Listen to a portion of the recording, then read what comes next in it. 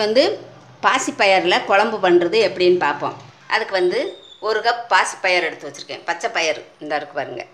இது கொஞ்சம் சால்ட்டு, தக்காளி, ஒரு தக்காளியை கட் பண்ணி எடுத்து வச்சுருக்கேன்.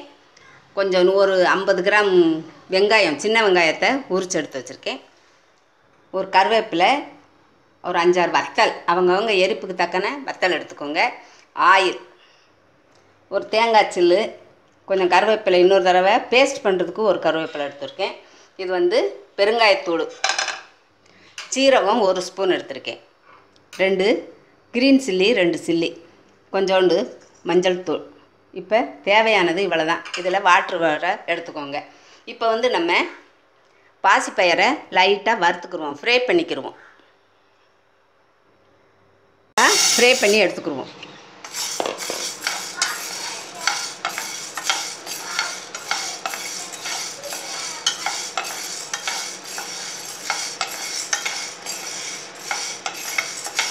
பாருங்கள், லைட்டாக ஃப்ரை பண்ணியாச்சு. இப்போ வந்து எடுத்துருவோம். குக்கரில் போட்டு ஃப்ரை பண்ணதை குக்கரில் போட்டு இப்போ வேக வைப்போம். 2-3 விசில் விடுவோம் குக்கரில் போட்டு.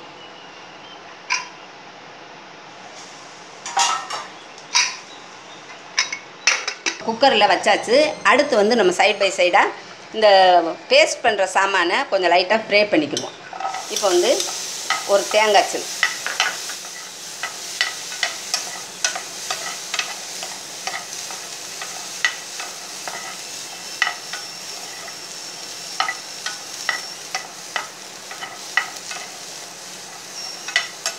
இந்த ஈரம் போகிற அளவுக்கு ஃப்ரை பண்ணால் போதும். லைட்டாக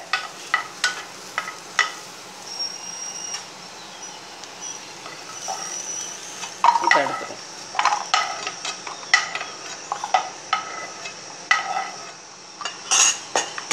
நெக்ஸ்ட்டு கொஞ்சம் ஆயில் விட்டுக்குவோம்.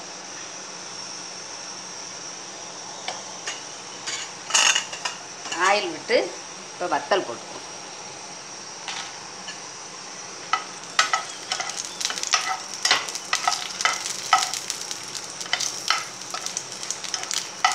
அதுக்கப்புறம் ஆனியன், சின்ன வெங்காயம் உரித்து வச்சுட்டு, இப்போ வந்து டொமேட்டோ, அதுக்கப்புறம் ஒரு கறி லீஸ் ஒன்று போட்டுக்கோங்க.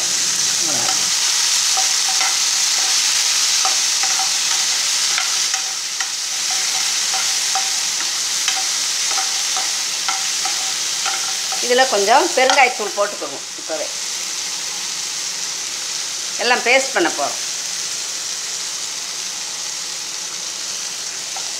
உப்பு லாஸ்ட்டாக போட்டுக்கணும். மஞ்சள் பொடியும் லாஸ்ட்டாக சேர்த்துக்குருவோம். இப்போ லைட்டாக ஃப்ரை பண்ணால் போதும். இதை ஆற வச்சு மிக்சியில் ஓட விட்டு பேஸ்ட் பண்ணி எடுத்துக்குவோம். ஐட்டம் பூரா இப்போ நல்லா ஆறிடுச்சு. இதை வந்து நம்ம இப்போ பேஸ்ட் பண்ணி எடுத்துக்குருவோம். மிக்சியில் போட்டு பேஸ்ட் பண்ணிக்குவோம்.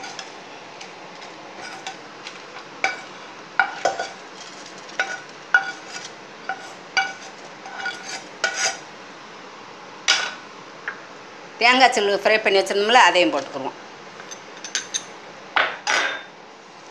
ஜீரகம் போட்டுக்குவோம்.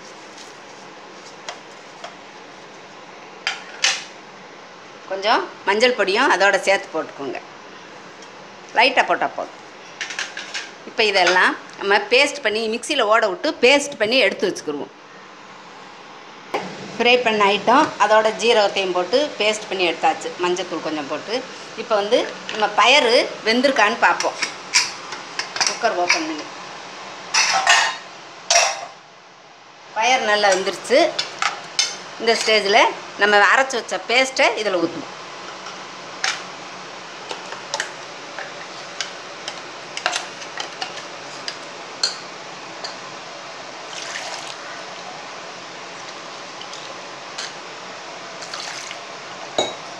ஊற்றிட்டு ஆன் பண்ணி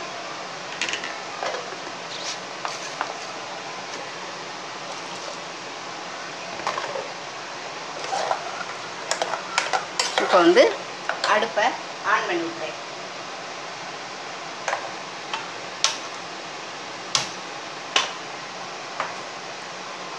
இதுக்கு கொஞ்சம் சால்ட் போட்டுக்குருவோம்.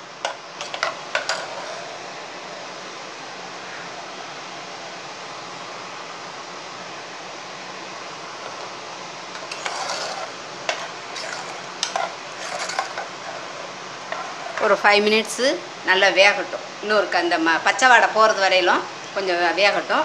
அதுக்கப்புறம் நம்ம பார்ப்போம். பாருங்கள், பருப்பு நல்லா பயிறு வெந்துருச்சு, பச்சை பயிறு. இப்போ வந்து இதை தாளித்து கொட்டிடணும். அடுத்து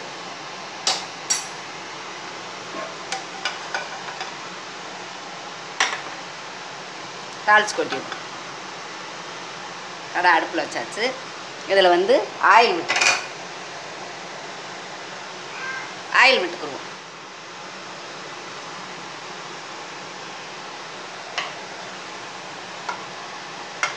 ஆயிடுச்சு. இப்போ வந்து நம்ம கடுகு உளுந்தம்பருப்பு போட்டுக்குருவோம்.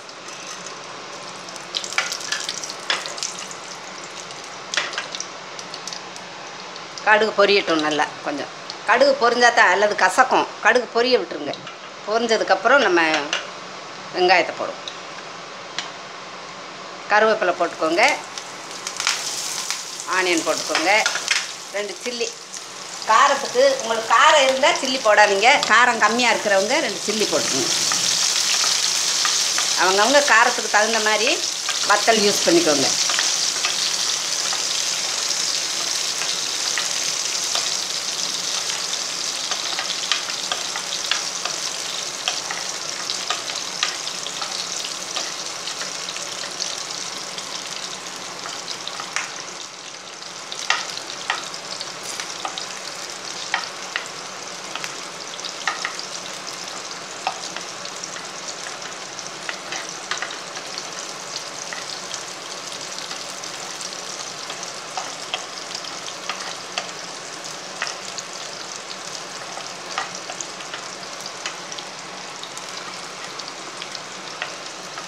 ஆனியன் வந்து கொஞ்சம் கோல்டன் கலருக்கு வருது.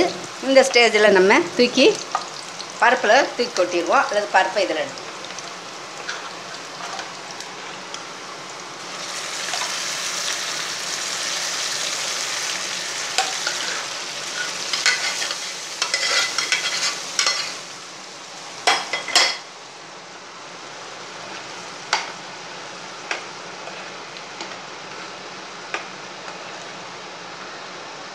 சால்ட்டு கவனமாக பார்த்து போட்டுக்கோங்க. நான் டேஸ்ட் பண்ணி பார்த்துட்டே எங்களுக்கு சால்ட் இருக்குது.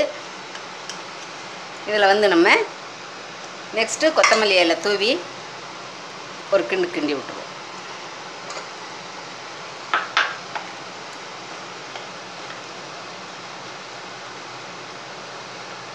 நம்மளுக்கு இப்போ வந்து பாசிப்பருப்பு குழம்பு ரெடி ஆயிடுச்சு.